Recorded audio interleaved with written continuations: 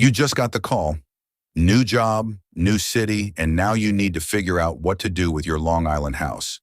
Fast.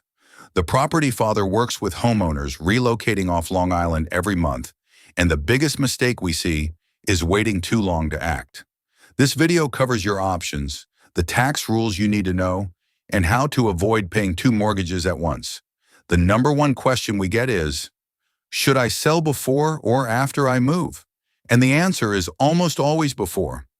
Once you relocate, you're paying two housing costs at the same time. On Long Island, where property taxes alone run $10,000 or more per year, that adds up fast. You're also dealing with a vacant property. No one's there to handle maintenance, check for leaks, or keep the lawn mowed. And managing a sale remotely, coordinating showings from another state, dealing with inspection issues by phone, it turns a stressful situation into a nightmare. Selling before you move eliminates all of that. You've got three main paths. Option 1, list traditionally with a real estate agent.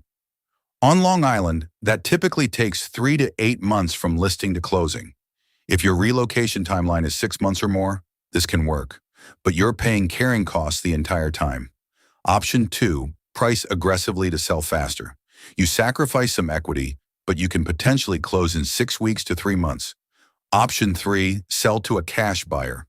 No listing, no showings, no repairs, no commissions. A cash buyer can close in as little as 7 to 21 days. For homeowners on a tight relocation timeline, this is often the only option that actually fits the schedule. Here's the tax rule every relocating homeowner needs to know. Under IRC Section 121, if the home was your primary residence for at least 2 of the last 5 years, you can exclude up to $250,000 in capital gains if you're single, or $500,000 if you're married filing jointly. Since you've been living in the home up until your relocation, you almost certainly qualify. But here's the catch. The clock starts when you move out. If you wait more than 3 years to sell after relocating, you lose this exclusion entirely.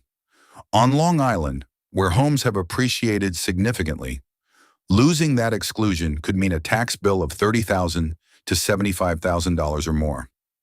What if you just bought the house and haven't lived there 2 years yet?